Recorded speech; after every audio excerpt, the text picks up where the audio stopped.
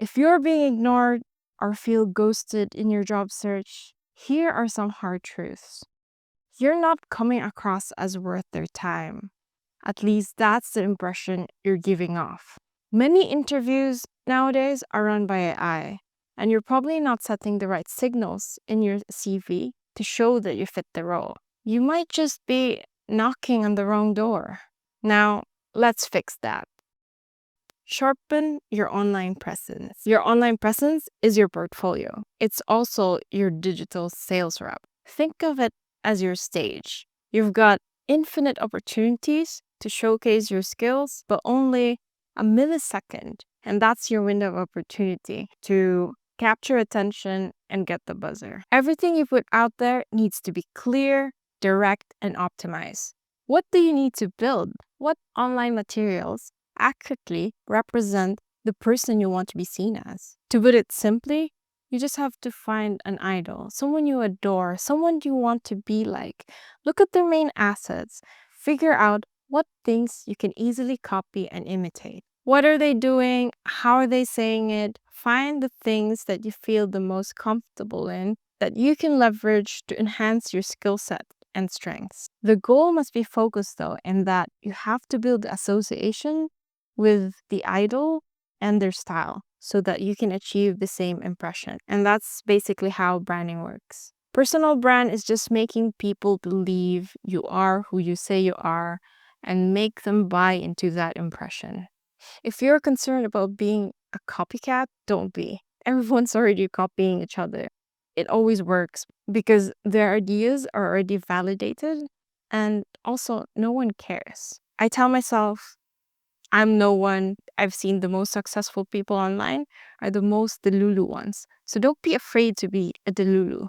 Nobody's going to be the best spokesperson for you than yourself.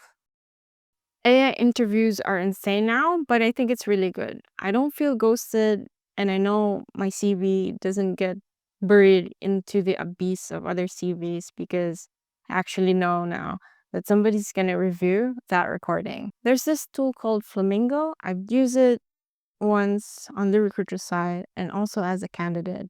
It makes it feel like you're talking to someone from K-pop Demon Hunters, but it's pretty solid. I don't feel like I'm talking to a robot. I do get to express myself just like a normal human being would. It's an extremely helpful tool for recruiters because it shows a lot of insights about the candidate, and you don't have to watch the interview in full. You can just get the gist, the summary, and that just saves heaps of time for recruiters. For candidates, when you do the interview and you want to redo it, you actually have to pay, but you don't get to redo an interview with a human anyway.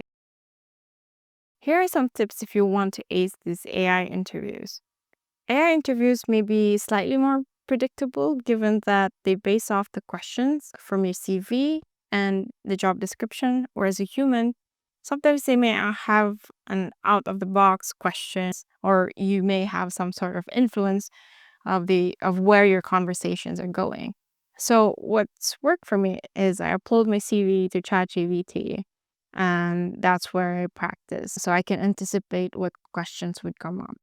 You do, however, have to really practice because AI tools nowadays, they can track movement. They are configured in a way to track gestures so that it can catch people who are using AI during interviews. So lastly, what if it's just not meant to be?